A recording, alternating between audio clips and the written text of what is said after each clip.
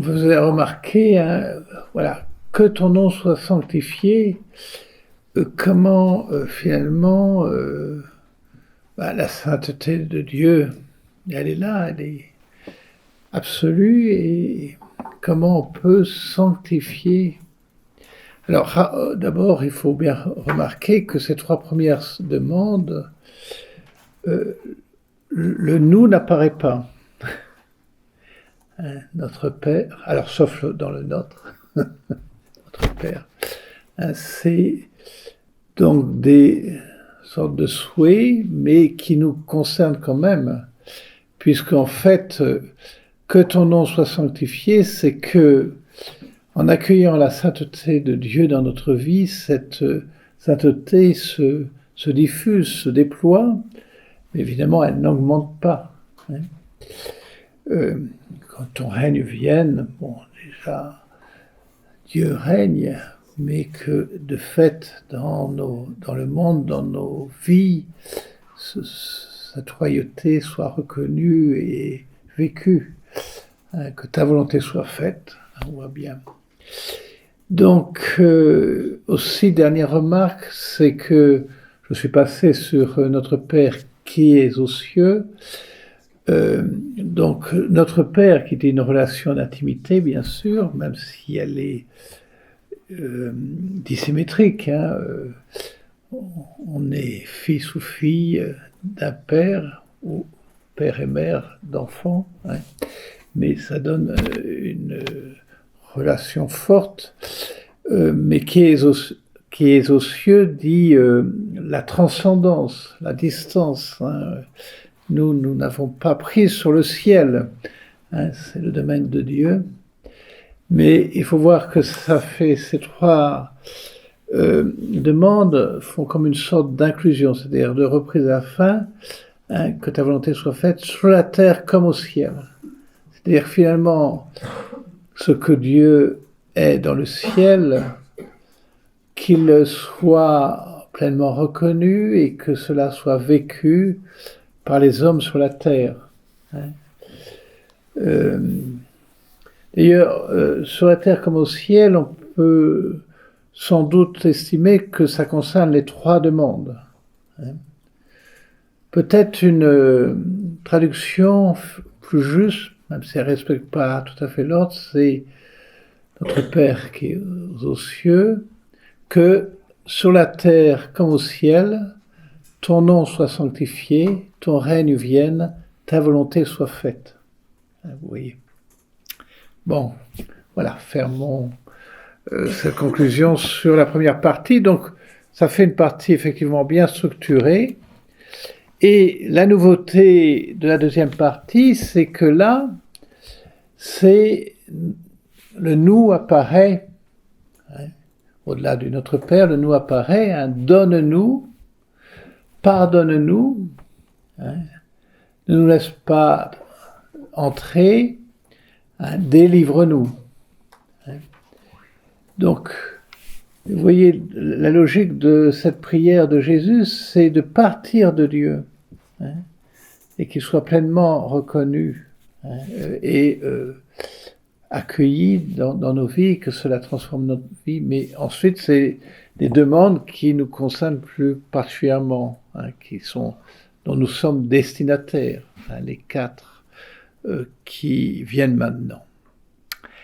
Donc, non, nous sommes bénéficiaires, oui. Donc, donne-nous aujourd'hui notre pain de ce jour. Bon, je passerai sur de ce jour qui peut se traduire de différentes façons, un quotidien, peut-être sur-essentiel, mais c'est peu probable, mais c'est l'idée quand même de jour en jour. Hein. Alors, donne-nous aujourd'hui. Mot à mot, la racine semble dire donne-nous aujourd'hui notre pain jusqu'à demain, quoi, de 24 heures en 24 heures. Hein. Et alors, de quel pain s'agit-il ? Bien sûr, on peut penser à deux sortes de pain. Il faut penser à deux sortes de pain. D'abord, bien sûr, la nourriture terrestre pour subsister dans cette vie. Alors, le pain toute nourriture, tout ce qui est essentiel aussi pour pouvoir vivre sur cette terre. Hein. On peut élargir, je crois, à juste titre, hein, l'ensemble de nos besoins vitaux, hein, pour vivre de jour en jour. Alors, ce sens littéral, hein, et concret, matériel, est dans la ligne de la Bible, hein, qui, même avant la venue de Jésus, il y a un sens du concret, de l'incarnation, hein, des demandes. On l'a vu pour la bénédiction qui vise avant tout, enfin, prioritairement, la reproduction, la multiplication de la vie, hein, par la génération. Ici, donc, la nourriture, hein, et ce n'est pas pour rien, effectivement, que ces deux dimensions de la vie est très présent dans toute la Bible. Hein. Donc, la suite des générations, la reproduction, et puis la nourriture, les repas, hein, et la place que les repas ont dans l'Évangile en particulier. Hein. Alors, on trouve ça, par exemple, dans le psaume 103. Tu fais pousser les prairies pour les troupeaux et les champs pour l'homme qui travaille. De la terre, il tire son pain. Le vin qui réjouit le cœur de l'homme, l'huile qui adoucit son visage et le pain qui fortifie le cœur de l'homme. Donc, le vin réjouit et le pain fortifie et l'huile apporte cette douceur de Dieu, hein, dans notre quotidien. Alors, dans l'Évangile, on retrouve encore cela dans le discours sur la montagne, hein, au chapitre 6, hein, 31, et je sais plus là, je me suis trompé de chiffre, hein, mais enfin, voilà, vers la fin du chapitre 6. Ne vous faites donc pas tant de soucis. Ne dites pas qu'allons-nous manger, ou bien qu'allons-nous boire, ou encore avec quoi nous habiller. Tout cela, les païens le recherchent, mais votre Père céleste sait que vous en avez besoin. Cherchez d'abord le royaume de Dieu et sa justice, et tout cela vous sera donné par surcroît. Ne vous faites pas de soucis pour demain, demain aura souci de lui-même, à chaque jour subit sa peine. Hein, le pain de ce jour.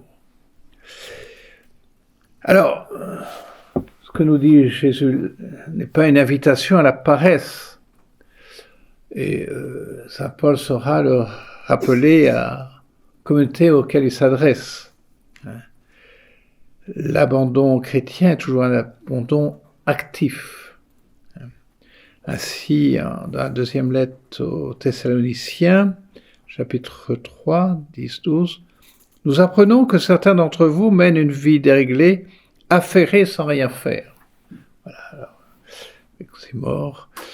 À cela, nous adressons dans le Seigneur Jésus-Christ cet appel et cet ordre, qu'ils travaillent dans le calme pour manger le pain qu'ils auront gagné. Et dans ce qu'a dit Jésus, hein, ne vous souciez pas de ce que vous allez manger, cherchez. Donc voilà l'activité, le souci. Cherchez d'abord le royaume et la justice de Dieu. Hein. Alors si nous travaillons à cela, nous pouvons nous en remettre à la providence de Dieu. Alors évidemment, ça dépend aussi de notre état de vie. Quand on a la charge de la famille, il faut quelquefois chercher, voir un peu plus loin que le lendemain. Mais vous voyez, c'est d'abord un état d'esprit. Hein. Cherchez le royaume de Dieu et tout cela, et en particulier la nourriture, vous sera donné en plus. Hein, à chaque jour suffit sa peine. Donc vous voyez, demander, donnez-nous aujourd'hui notre pain de ce jour, c'est une demande, mais une demande dans la confiance qu'effectivement, si nous faisons la volonté de Dieu, si nous cherchons son royaume, donc le terme qu'on a vu ce matin, eh bien, le Seigneur ne nous laissera pas tomber.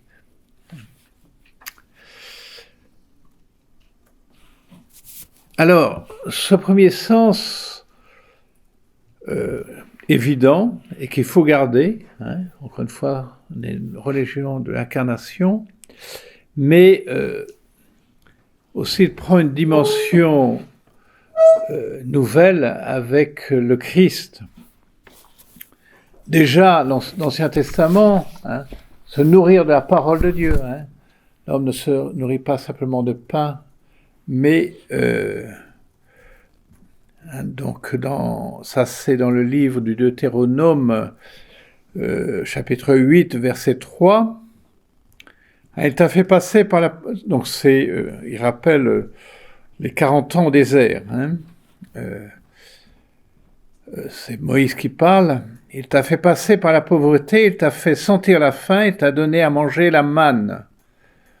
Cette nourriture que ni toi ni tes pères n'aviez connue, pour que tu saches que l'homme ne vit pas seulement de pain, et tout ce qui vient de la bouche du Seigneur. On sait comment Jésus va reprendre sa citation pour répondre à Satan qui essaie de le tenter dans le désert. Transforme ces pierres en pain. Donc, et on avait aussi ce matin Jésus disant « Ma nourriture, c'est de faire la volonté de celui qui m'a envoyé. » Donc, vous voyez, là, déjà, on est une utilisation symbolique du mot « pain » ou « nourriture ».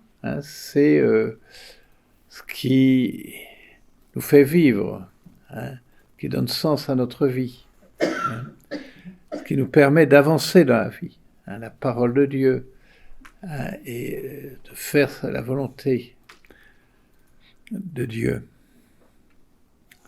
Alors bien sûr, ça va prendre un sens encore plus fort, cela, avec Jésus. Et là, évidemment, il y a un discours décisif, c'est le discours du pain de vie en Saint Jean chapitre 6. Vous savez comment ce chapitre commence par la multiplication des pains. Un des rares récits d'ailleurs qui est commun aux 4 évangélistes, et même chez 2 d'entre eux, il est dédoublé, il est raconté 2 fois. Peut-être 2 épisodes différents, mais en tout cas, on a 6 fois un récit de multiplication des pains dans les évangiles.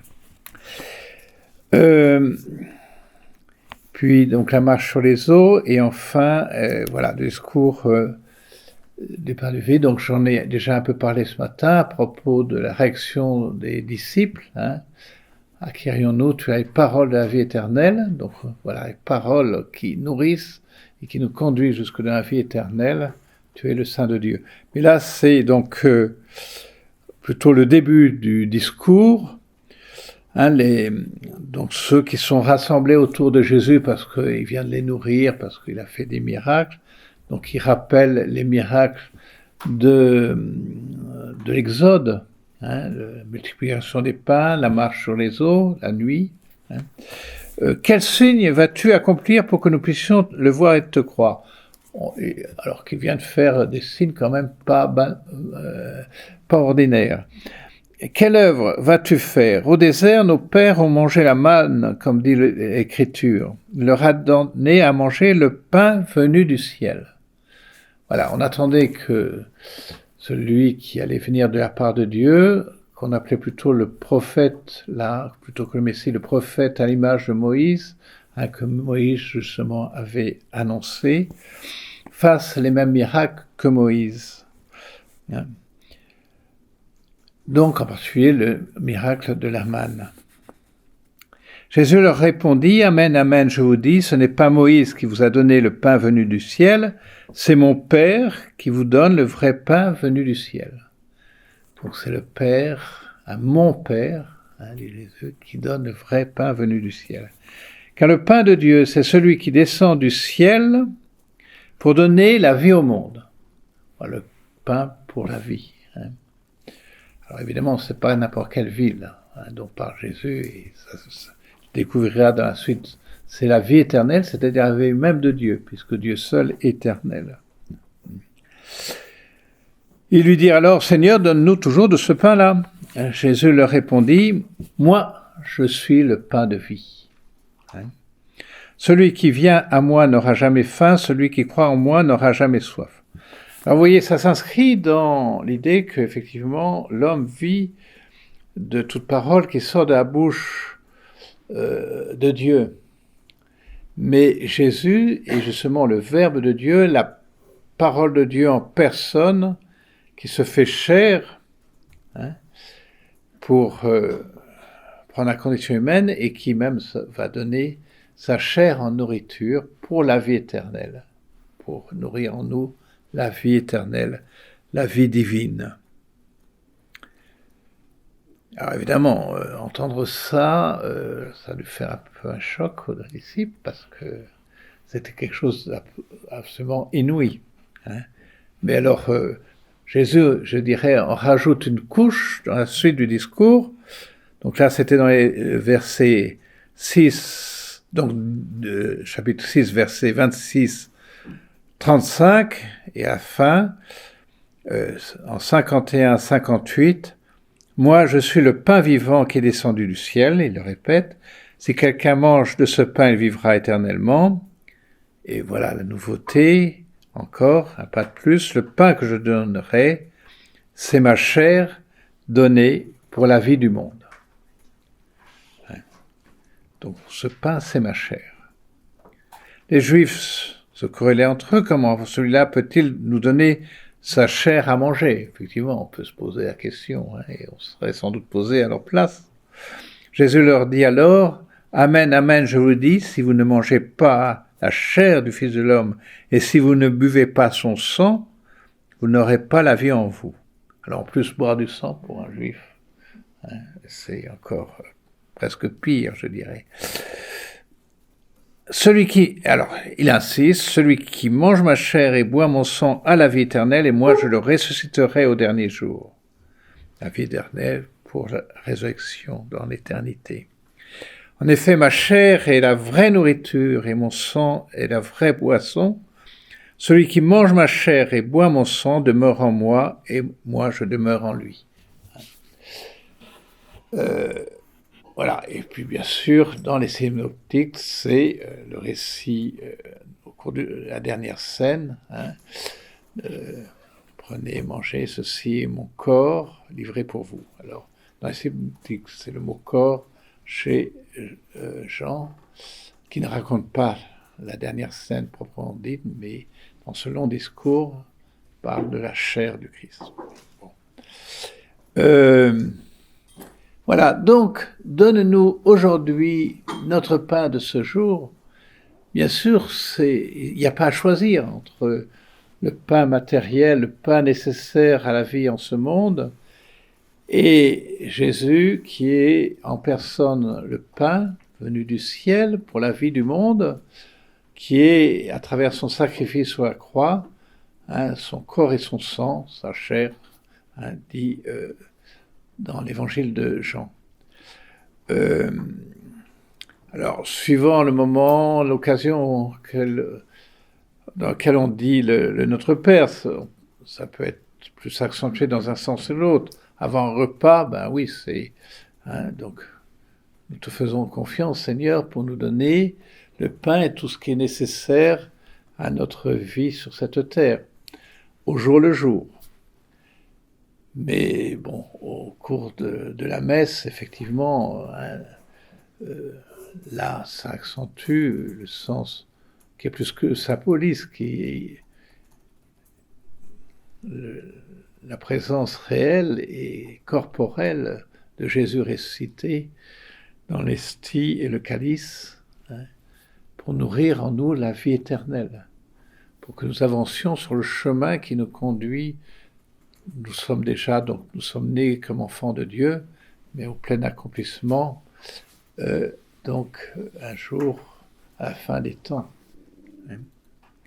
Et du reste, l'image finale, finalement, du bonheur éternel qui conclut toute la Bible dans l'Apocalypse, c'est l'image du repas des noces de l'agneau et de Jérusalem céleste, c'est-à-dire de l'humanité rachetée.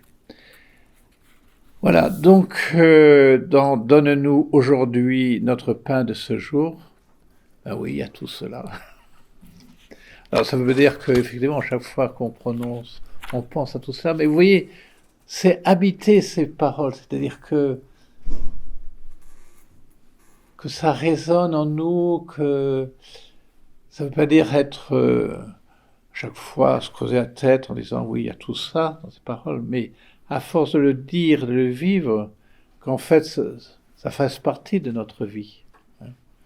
Comme dans une famille, on ne pense pas à chaque instant à chacun des membres et tout l'amour de nos parents pour nous et tout ce qui a montré cet amour et qui le montre encore, mais on en vit. Eh bien, c'est un peu cela pour nous aussi. Donne-nous aujourd'hui notre pain de ce jour.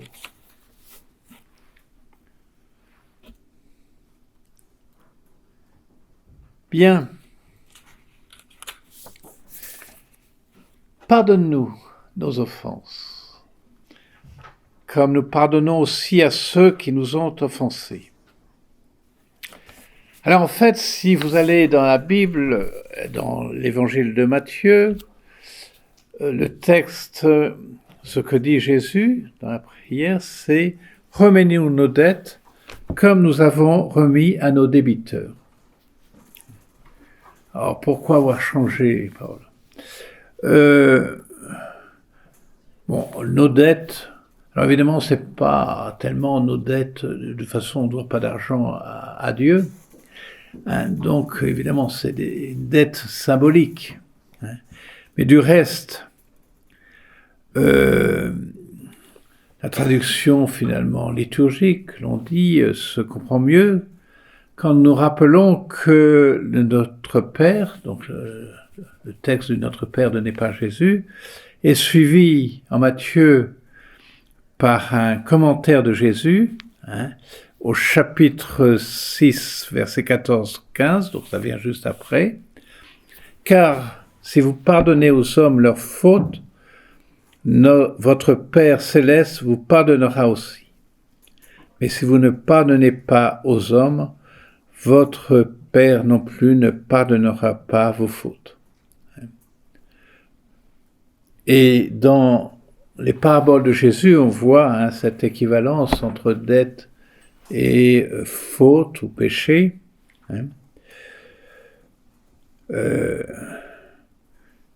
Donc c'est très présent dans l'enseignement de Jésus. Par exemple, lorsque Pierre demande à Jésus, voilà, si mon frère pêche contre moi, combien de fois dois-je lui pardonner? Jusqu'à 7 fois. Alors, il se trouve déjà très généreux, Pierre, de dire ça. Alors Jésus dit non pas 7 fois, mais 77 fois 7 fois. D'ailleurs, c'est une allusion dans la Genèse où, pour protéger Caïn, parce que Dieu le protège, même si... en disant, ben oui, voilà, si je suis chassé de ma terre, si tout le monde pourrait me tuer, alors si quelqu'un te tue, tu seras vengé 7 fois. Et ensuite, il a, je crois, son petit-fils ou arrière-petit-fils qui lui dit, si on me fait du mal, je me vengerai jusqu'à 77 fois 7 fois. Donc vous voyez, c'est une inversion de l'engrenage à la violence, où plus on répond à la violence, plus la violence se multiplie, pour, voilà, par le pardon, justement, casser cela, et ramener la paix.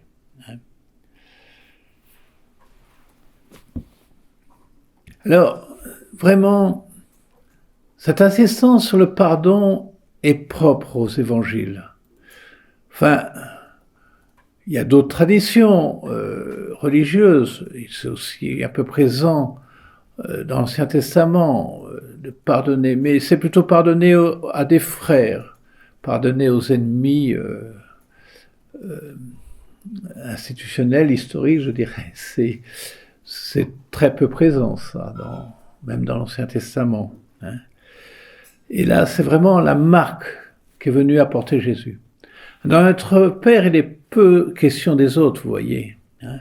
Mais finalement, ils apparaissent dans ce pardon, qui est l'amour fraternel poussé à l'extrême, qui dépasse toute logique humaine d'amitié, même d'amour fraternel. Hein.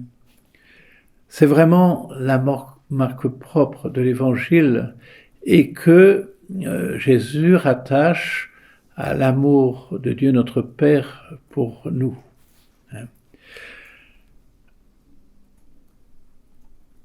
Ainsi, dans le discours sur la montagne, le discours de la montagne est tout imprégné de cette thématique du pardon. Et à commencer par les béatitudes.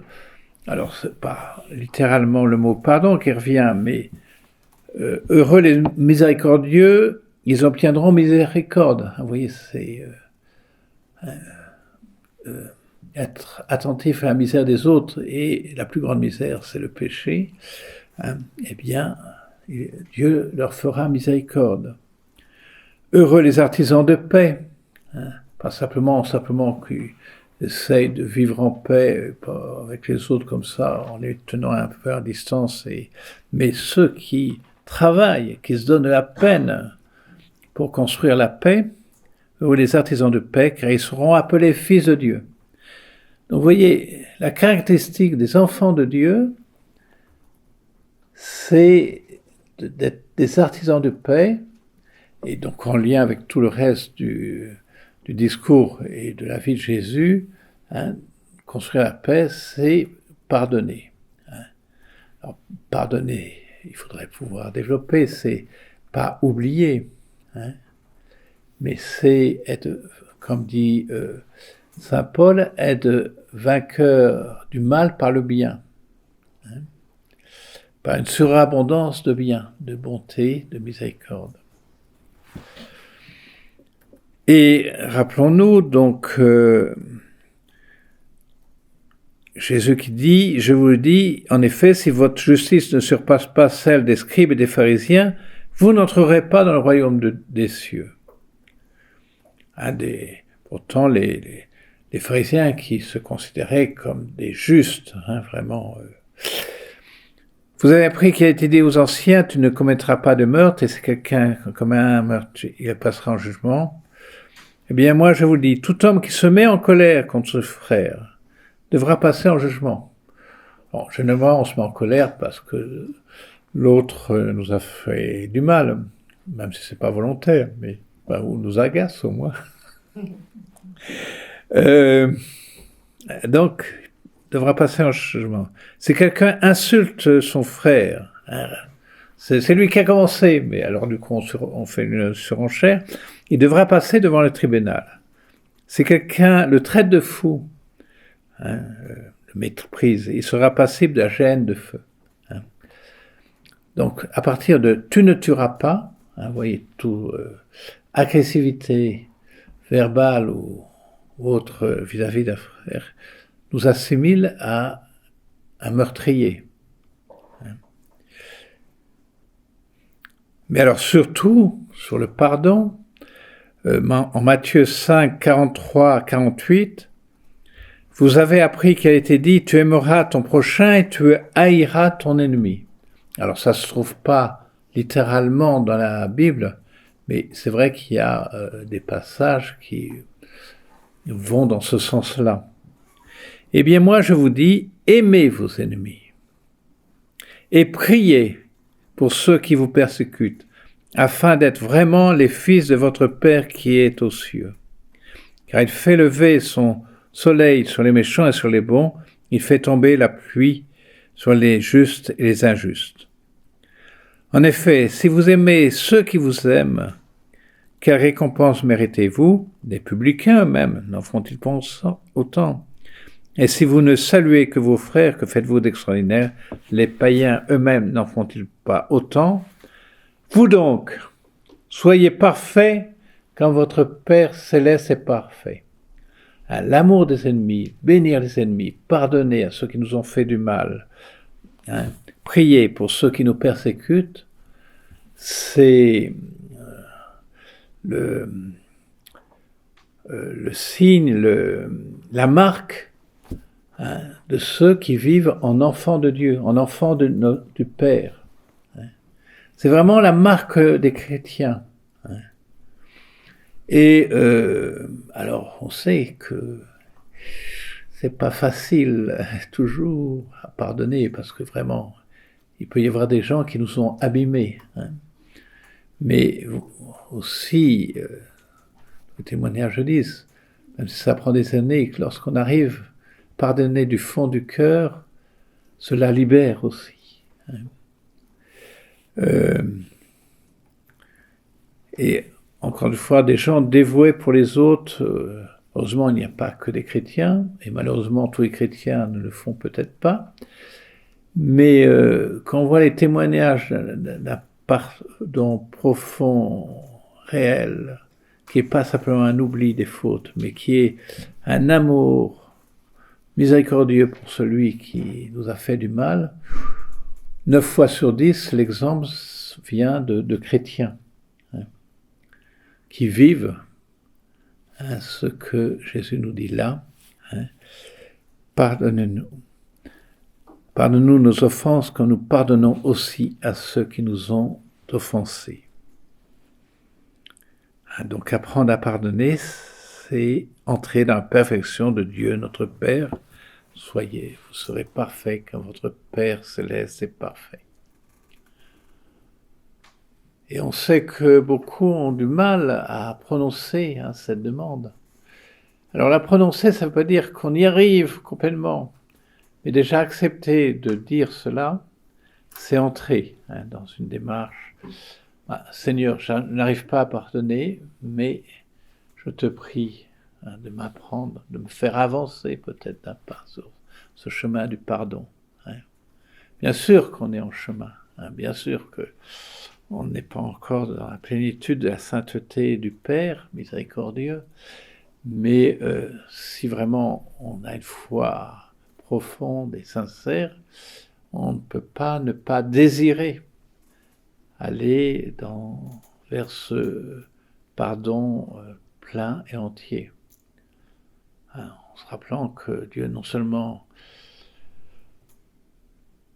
veut nous pardonner nos péchés, mais qu'il l'a payé très cher pour, effectivement, parce que pardonner, c'est pas simplement effacer, c'est relever, c'est permettre de repartir à celui qui s'est enfoncé dans le mal, dans le péché. Et pour cela, encore une fois, ça passe par la croix du Fils de Dieu.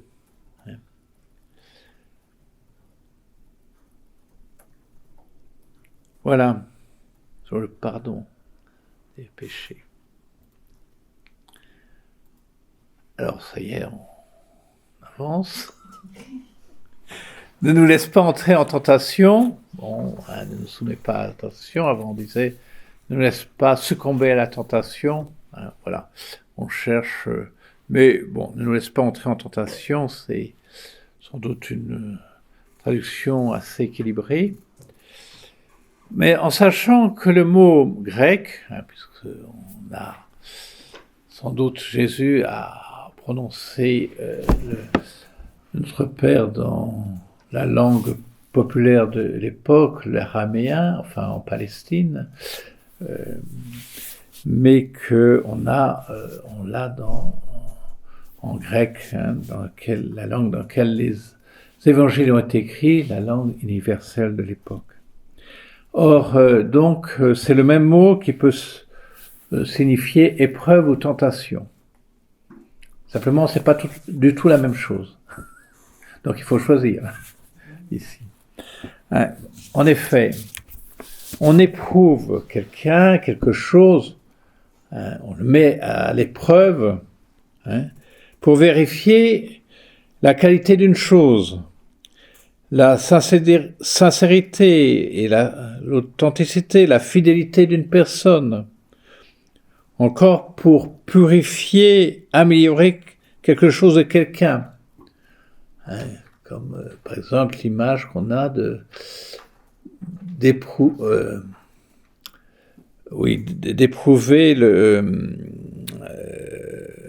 un métal, en particulier l'or, hein, pour le purifier. Hein, dans le feu du creuset.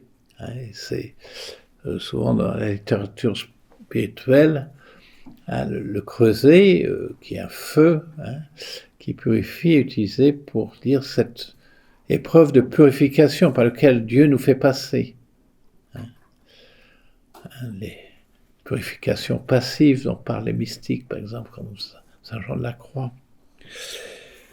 Donc, et d'une façon peut-être plus proche de nous, éduquer un enfant, c'est, entre autres choses, bien sûr, lui donner confiance à vivre par l'amour qu'on lui porte, etc. Mais cet amour amène à le faire passer par des épreuves raisonnées et progressives pour l'aider à grandir dans la liberté de la responsabilité.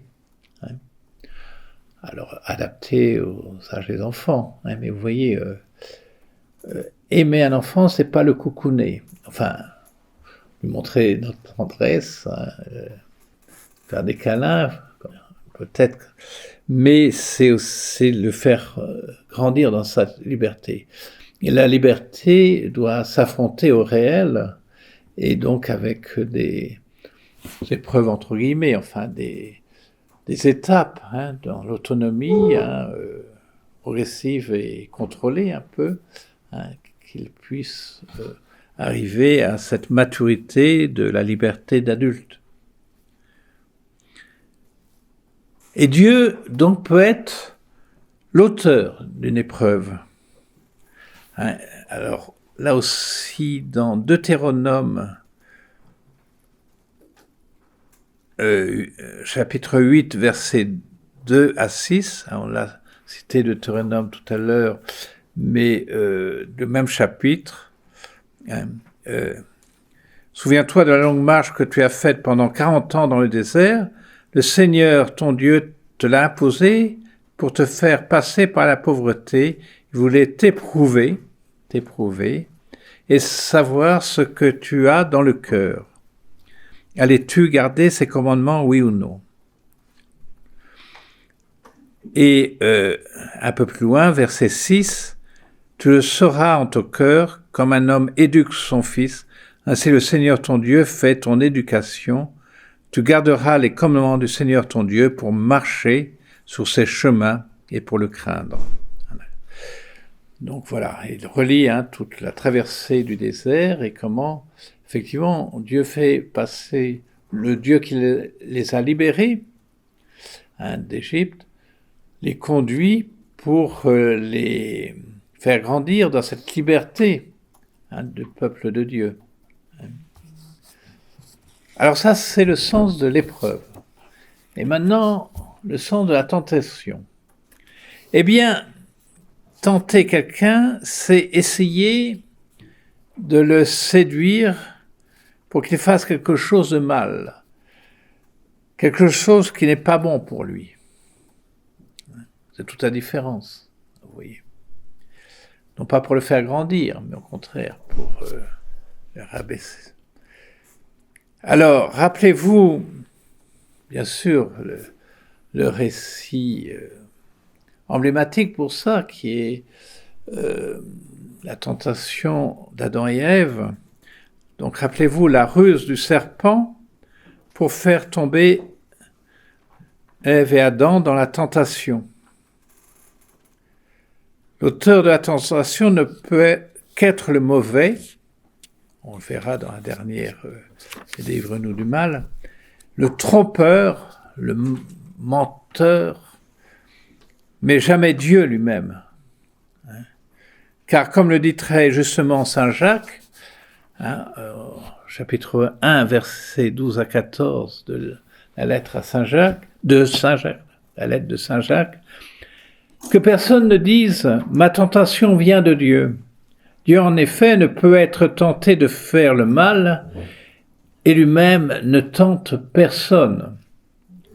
Chacun est tenté par sa propre convoitise, qui l'entraîne et le séduit.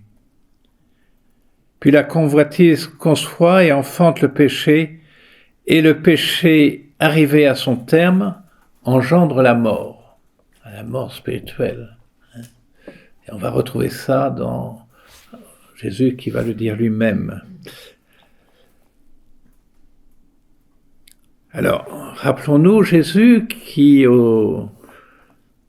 après son baptême par Jean-Baptiste, est conduit par l'Esprit Saint, donc ça c'est le côté d'épreuve, dans les airs où il a été tenté par le diable. Pour nous apprendre à résister au diable, grâce à la lumière de la parole de Dieu, afin que nous apprenions à avancer dans la vérité et la liberté des enfants de Dieu. Donc voilà, tu as faim, donc transforme ces pierres en pain. L'homme ne vivra pas simplement de pain, mais de toute parole qui sort de la bouche de Dieu. Donc voilà, pour résister aux tentations, se laisser éclairer par la parole de Dieu. Alors, le diable, qui est par définition le malin, dans la tentation suivante, cite la parole de Dieu. Jette-toi en bas, et c'est un psaume qui dit, le Seigneur enverra les anges pour te porter et t'empêcher de trébucher. Et Jésus répond par une autre parole de la parole de Dieu, tu ne tenteras pas le Seigneur ton Dieu. Donc en faisant des choses inconsidérées, et, en forçant en quelque sorte Dieu à nous protéger malgré ça. Alors vous voyez, il ne suffit pas de citer la parole de Dieu, parce qu'on peut la citer en la détournant de son sens. Pourquoi ? Parce que dans le psaume, c'est pour celui qui suit les commandements de Dieu, celui qui suit le juste chemin, devant un danger mortel, Dieu va envoyer les anges pour le protéger. Mais ce que le diable essaie de dire, fais quelque chose qui te mette en danger volontairement, et Dieu viendra magiquement te sauver. Vous voyez tout. Donc, il ne suffit pas de citer la parole de Dieu, il faut aussi, dans la prière, dans l'enseignement de l'Église, dans savoir bien interpréter cette parole de Dieu. Alors, voilà, c'est toute l'importance du combat spirituel mis en valeur, en particulier chez Père du Diézer et les auteurs spirituels. Voilà, nous avons reçu la grâce de devenir enfants de Dieu, mais nous ne sommes pas encore dans le 7e jour, où la glorieuse espérance que nous attendons n'est pas encore accomplie. Et donc nous sommes dans le temps du combat spirituel, parce que si Jésus a vaincu le mal, le mauvais, le malin, Satan, celui qui accuse l'homme, le diable, celui qui nous divise, qui nous fait éclater, et qui déstructure le monde, nous sommes... il faut que cette victoire encore passe par une purification, par les épreuves, et pour que nous vivions pleinement en enfants de Dieu et de la sainteté même de Dieu le Père. Alors, vous voyez comment on va de Dieu, que ton nom soit sanctifié, puis ensuite concrètement, oui, ça demande de apprendre à résister aux tentations du diable. qui est si fort pour nous tromper et nous faire dévier. Donc justement, nous arrivons à « Mais délivre-nous du mal ». Alors la traduction de « Délivre-nous du mal », à mon avis, n'est pas très heureuse, car la Bible n'est pas faite de mots abstraits. Il n'y a pas le mal en soi, comme ça. Mais il vaudrait mieux traduire « Délivre-nous du malin ». Mais malin a pris aussi en français un sens atténué, et même presque un peu mignon, un petit malin. Mais mot à mot, ça veut dire celui qui fait le mal quand même, il faut s'appeler. Donc on peut traduire aussi du mauvais. Délivre-nous du mauvais. En effet, dès le début de la Bible, ce qui est à l'origine du péché de la mort est personnifié à travers la figure du serpent du Jardin d'Éden. Alors ça vaut le coup de relire en Genèse 3, donc versets 1 à 5, et après, mais surtout cela. Le serpent était le plus rusé de tous les animaux des champs que le Seigneur Dieu avait fait. Donc c'est quand même Dieu qui a fait le serpent. Mais, il dit à la femme, « Alors, Dieu vous a vraiment dit, vous ne mangerez d'aucun arbre du jardin ?» Il n'a pas dit ça, Dieu.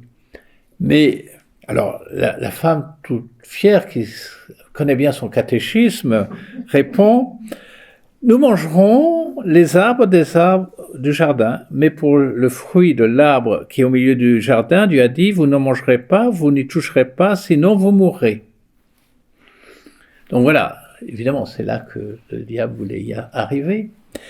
Le serpent dit à la femme, « Pas du tout, vous ne mourrez pas. Mais Dieu sait que le jour où vous en mangerez, vos yeux s'ouvriront et vous serez comme des dieux, connaissant le bien et le mal. » Voilà, donc il dit, non mais pas du tout, Dieu vous a menti. Donc il met le soupçon dans l'esprit de la femme et de l'homme. Vous ne mourrez pas, non, c'est pas vrai. Mais Dieu sait que le jour où vous en mangerez, vos yeux s'ouvriront et vous aurez la pleine connaissance, la pleine maîtrise du bien et du mal. Alors bien sûr qu'il faut connaître ce qui est bien et ce qui est mal, mais c'est pas nous qui décidons de ce qui est bien et ce qui est mal, nous le recevons de Dieu. Parce que connaître dans la Bible a un sens aussi de pouvoir, de maîtriser ce qui est bien et mal, de décider donc de ce qui est bien et mal. Alors on dit, voilà, vous voyez toute l'habileté. Alors le serpent. Alors le pape a fait un très beau commentaire de ce qu'est la tentation, en nous disant oui, le serpent, par sa ruse, a un pouvoir redoutable, et on ne s'en méfie jamais assez, et on ne s'en préserve jamais assez. Ne soyons pas naïfs, quoi. Il nous prend petit à petit, mais pour nous conduire à la mort, en fait, parce que c'est ça le but du diable. C'était dans une des audiences, oui, peut-être la dernière audience de l'année passée, oui, où il a développé ce thème-là. Donc je vous y renvoie. Alors,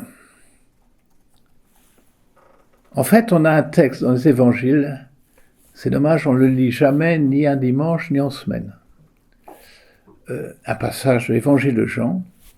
Alors, ça commence par « Si vous gardez ma parole, vous serez vraiment mes disciples, vous connaîtrez la vérité vous rendra libre. » Alors ensuite, il y a toute une dialectique avec les Juifs, entre Jésus et les Juifs, pour savoir qui est vraiment libre.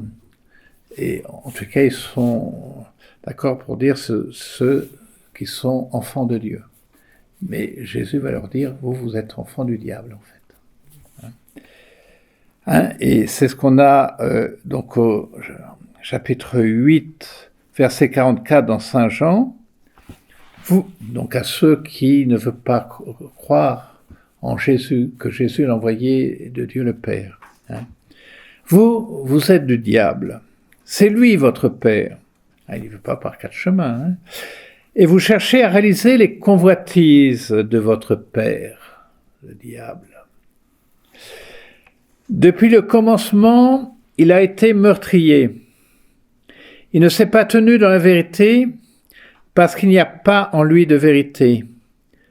Quand il dit le mensonge, il le tire de lui-même parce qu'il est menteur et père du mensonge.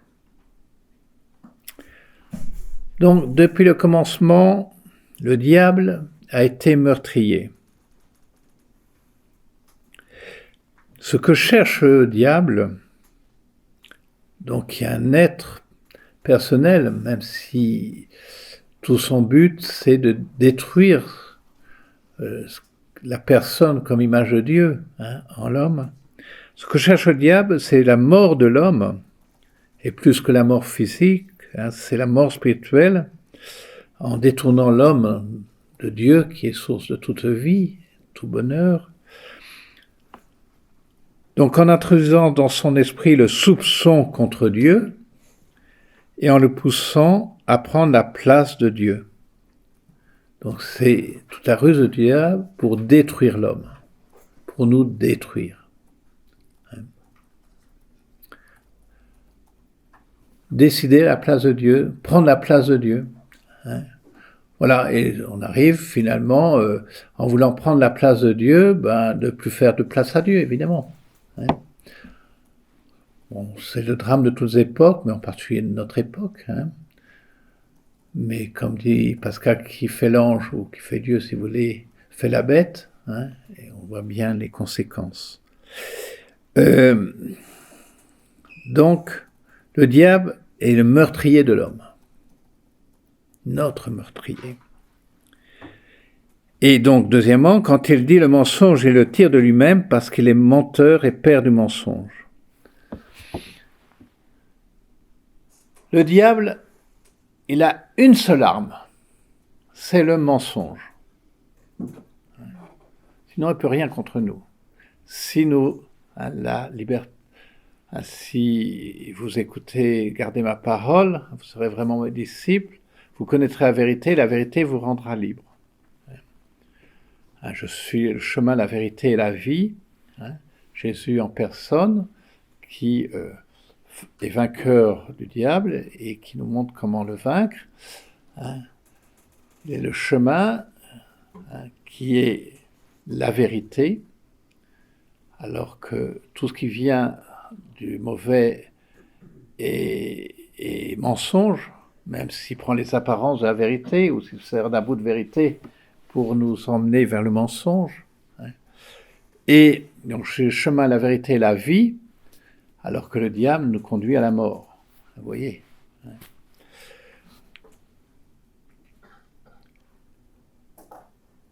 Donc la seule arme dont dispose le diable est le mensonge, et donc son pouvoir d'introduire ce mensonge dans l'esprit de l'homme. Finalement, à la racine de tout péché, c'est parce que le diable a réussi à nous faire mentir à nous-mêmes.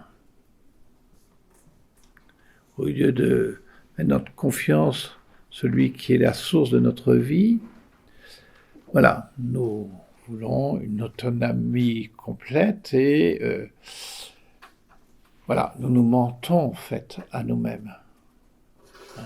Et après nous mentons aux autres, etc. Mais vous voyez, c'est plutôt en conséquence. Oui, alors, c'est vraiment un maître dans l'art du mensonge. Ça prend 1000 formes. Et voilà, toute tentation du diable, c'est souvent à partir de quelque chose qui peut être vrai, mais qu'il détourne, qu'il déforme, qu'il pervertit, pour nous entraîner vers le mensonge et donc vers la mort. Alors, heureusement, nous avons Jésus, le chemin, la vérité et la vie, encore faut-il l'écouter, apprendre à écouter. Cela demande d'être dans la prière, dans l'écoute de sa parole, cela demande d'être à l'écoute de la tradition de l'Église qui rumine cette parole depuis 20 siècles.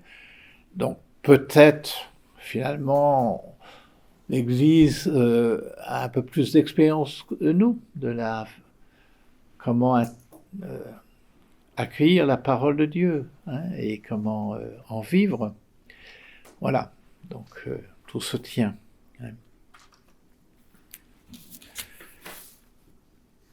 Donc, alors, ça peut paraître curieux que cette prière donnée par Jésus lui-même se termine par « délivre-nous du mauvais ». Vous voyez, c'est aux deux extrémités. Notre Père qui est aux cieux, que ton nom soit sanctifié. Mais pour cela, il faut descendre jusqu'au combat concret de la vérité et d'apprendre à résister aux tentations, aux séductions de celui qui est le père du mensonge et qui est 1000 fois plus habile que nous dans le mensonge et qui nous entraîne sur une voie, un chemin de mort, en nous coupant de Dieu, en nous détournant de Dieu.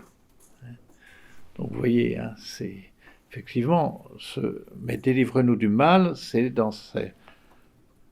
englobé en quelque sorte dans notre Père qui est aux cieux, que ton nom soit sanctifié. Puis petit à petit, ton règne vienne, que ta volonté, donc là on a quelque chose déjà de plus concret, puis donne-nous notre pain, qui est finalement Jésus lui-même, apprends-nous à pardonner, enfin pardonne-nous comme nous pardonnons aussi, donne-nous de résister aux tentations et finalement pour nous libérer totalement du malin, du mauvais, qui nous conduit à la mort en nous introduisant dans le mensonge, loin de la vérité. Mais encore une fois, Jésus, je suis le chemin, la vérité et la vie. Nul ne va vers le Père sans passer par moi. Si on va jusqu'au bout de la citation, on revient au Père, dans cette citation.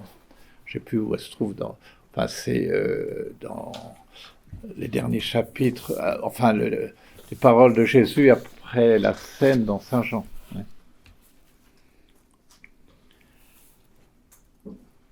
Voilà, ça va ?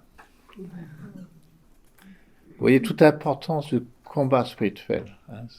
C'est vraiment un maître mot chez les pères et chez les maîtres spirituels, de nous apprendre ce combat, mais parce que nous sommes enfants de Dieu, et dans ce monde encore marqué par le péché et nous-mêmes. Voilà.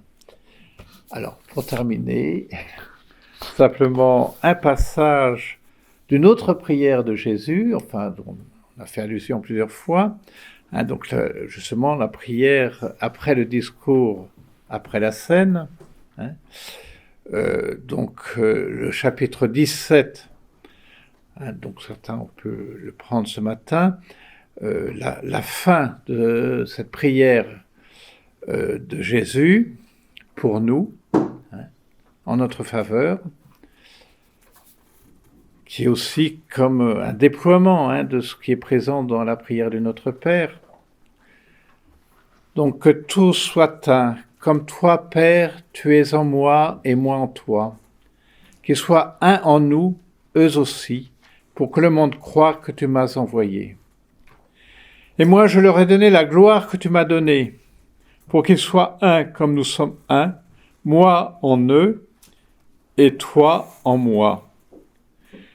Qu'ils deviennent ainsi parfaitement un, afin que le monde sache que tu m'as envoyé et que tu les as aimés comme tu m'as aimé. Père, ce que tu m'as donné, je veux que là où je suis soient eux aussi avec moi et qu'ils contemplent ma gloire, celle que tu m'as donnée parce que tu m'as aimé avant la fondation du monde. Et le dernier verset de cette prière, Père juste, le monde ne t'a pas connu, mais moi je t'ai connu, Et ceux-là ont reconnu que tu m'as envoyé. Je leur ai fait connaître ton nom, un Père juste. Je leur ai fait connaître ton nom, et je leur ferai connaître pour que l'amour dont tu m'as aimé soit en eux, et que moi aussi je sois en eux.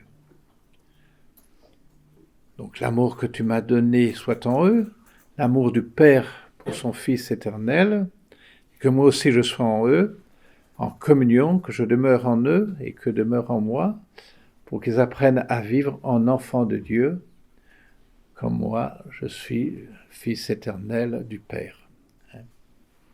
Pour paraphraser là aussi un peu. Voilà. Donc vous voyez, on a vu un peu toutes les prières de Jésus dans l'Évangile, sa prière de louange, je loue Père, la prière à Gethsémani, à Abba, si c'est possible que cette épreuve, cette coupe s'éloigne de moi, mais non pas ce que je veux, mais ce que tu veux, et la prière sacerdotale. Voilà. Donc maintenant, il suffit de les reprendre et de les prier, grâce à l'Esprit Saint qui intercède en nous en des gémissements inexprimables, nous dit saint Paul dans le chapitre 8 de la lettre aux Romains, vers la fin du chapitre, et parce que justement c'est l'Esprit Saint, dit-il un peu avant, qui atteste à notre esprit que nous sommes vraiment enfants de Dieu, parce que il est là pour que nous puissions nous écrier Abba Père. Et dans ce passage de la lettre aux Romains, voilà, il nous est donné de reprendre le mot même, alors là, araméen, de Jésus lorsqu'il s'adressait à Dieu son Père, Abba. C'est l'Esprit Saint qui se joint à notre esprit pour attester que nous sommes enfants de Dieu à travers ce cri Abba qui jaillit de notre cœur, notre Père qui est aux cieux.